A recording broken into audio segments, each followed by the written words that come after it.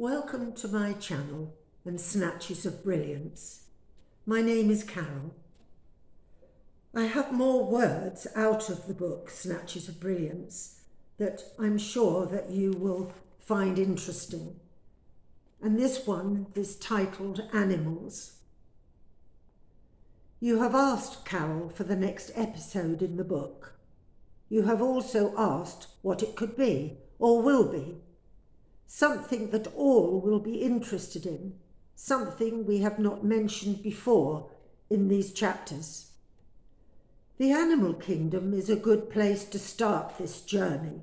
Firstly, mentioning the love we have for them, and moreover, the love they hold for us. What is a friend, we ask ourselves? It is a soul who loves us, who would do anything for us. Love shows in the eyes, the window to the soul. Have you looked into the eyes of a loved one, an animal friend?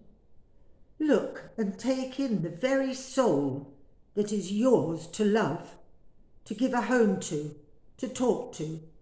What an amazing thing to happen, to take that responsibility on yourself.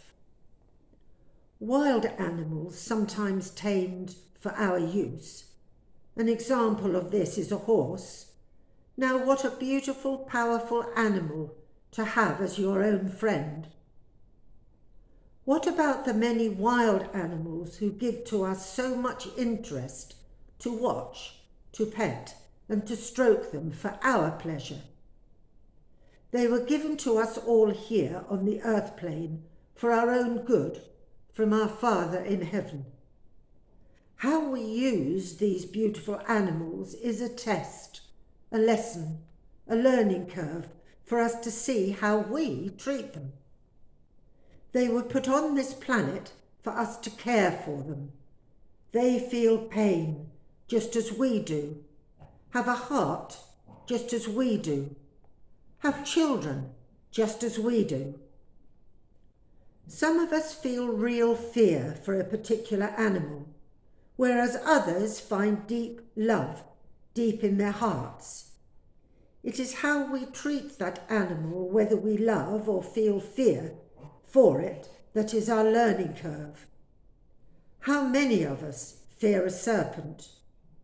Would you be able to walk away from it, leaving it to live its own life? Or would you want to act differently?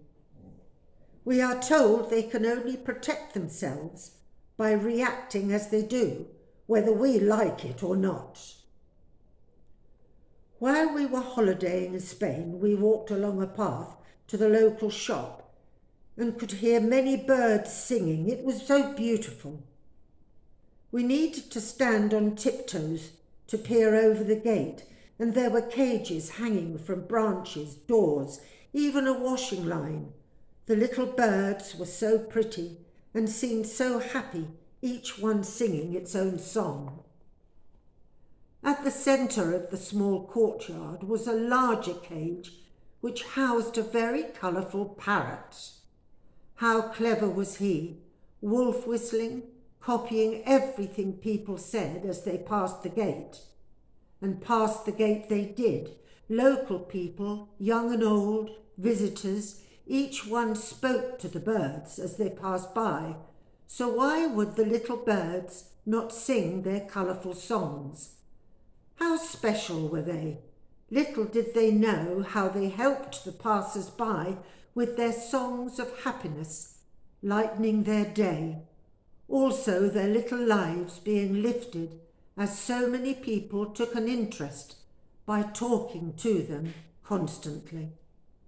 I asked Archangel Michael if he would explain the rules regarding the use of an animal for food, and he said, sometimes overthinking is not a good thing to do. It isn't the end product of an animal turning to food, but the way it is done. Humane is the way to go forward. Our Divine Father, in his deliberations at the beginning of earthly life, had to include a way of sustaining life, this being food. To raise cattle, poultry, all food supply must be done humanely. This is the test of our learning to love. All these beloved animals are expected to be raised with dignity. When the time is right for slaughtering, this must be done with dignity and understanding. Any other way at all deviating from these ways are considered as cruelty. As you would expect, this goes against the rules of humanity, love, light, also of life. Cruel ways only go against you at the last calling. It is not ignored. Thank you for listening to that, and I do hope that it has helped you and that you've enjoyed the words. Please subscribe to hear more from my book, Snatches of Brilliance. Thank you.